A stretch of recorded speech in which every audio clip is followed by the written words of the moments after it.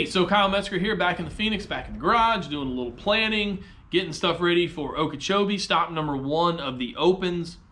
And what I wanted to do tonight was give you a little breakdown. I'm going to show you my 3 baits that I'm going to have tied on the front deck, and what I'm going into practice with. These are my thoughts, my feelings, what I'm going to use. And then I'll do a post-tournament review of what I actually caught them on, because I'm sure there's going to be 20 Denali's on this side and 15 Denali's on this side, all with different lures and different colors, and I don't know how it's going to go. So I'm going to give you my 3 thoughts going into it, and we'll see how it goes. First off, I'm going to go with Picasso lures, and we're looking at bladed jigs, right? Everybody knows a bladed jig since Luke Clausen days has dominated in Florida. So this one's a little bit different. We're going black and blue, and you notice this one says Circuit Shaker Pro, designed by Aaron Martins, and it's got a circuit board bill. What that means, it's got a little tighter pattern, a little less thump back and forth. There's a 200 plus boat tournament the week before us. We've got another 100 plus boat tournament going on while we're down there. 200 open guys down there just stabbing every fish they can during practice. I'm gonna go a little more finesse. I'm gonna try a little tighter wiggle, not as much back and forth. I think the circuit breaker is going to be my plan. You can see that it's got the translucent bill. I'm going with black and blue here. You can actually take a marker, just a regular marker, and you can color it whatever color you want. If you want to put black and blue with a chartreuse bill, if you want to put just a black bill, a blue bill, you can change the bill color on all these, and it's really cool. So I'm gonna go down there, and this is gonna be rod number 1 for scouting. You know, chunk and wind, try and find some fish. If I find some fish, I'm gonna stop right there, fan cast, see what else we got. So number 2, once we find those fish, we're gonna go old school with the devil's horse, right? We seen Scott Martin throw this a couple years ago on Okeechobee.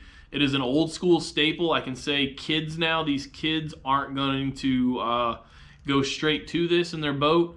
We've got double spinners here, right? Double blades. This bait likes to sit at about a 45 in the water.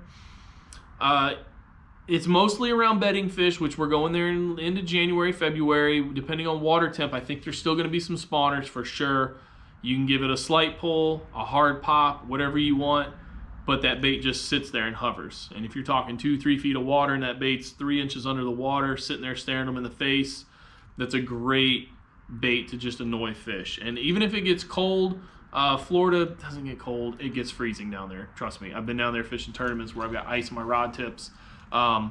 Even if it gets cold and we have a warm day or the warm night before that, we can still throw this and get that bite over the beds. It just may be slower, just letting it sit there.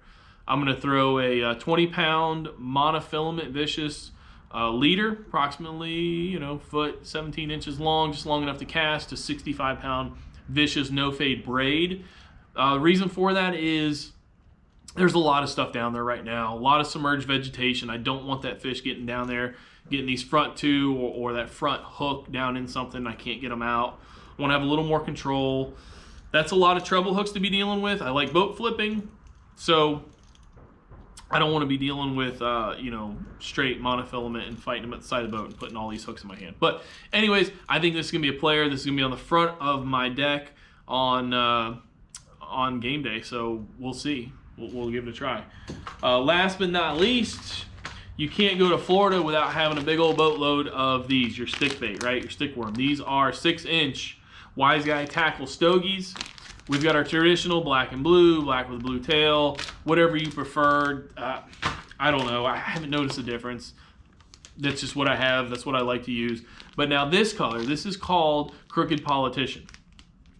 I know, funny right now, right? These are the 5-inch. I got some 6 inches down there. This is an awesome color. You've heard me talk about it before. It dominated at Toledo Bend for me. We've got purples, we've got watermelon seed, and we've got red. Everybody's coming down there. Everybody's throwing watermelon red. That's a staple in Florida. That is a go-to bait for clear water. The water has been a little bit cleaner back inside if you can find it. Also, we've got purple. So we're going to do a little science here. Purple, like black and like blue, is towards the end of that color wave spectrum. So what that means is even if we get some darker water, even if we get some muddy water, that purple's still going to pick up and we get a little bit of that red flake in there.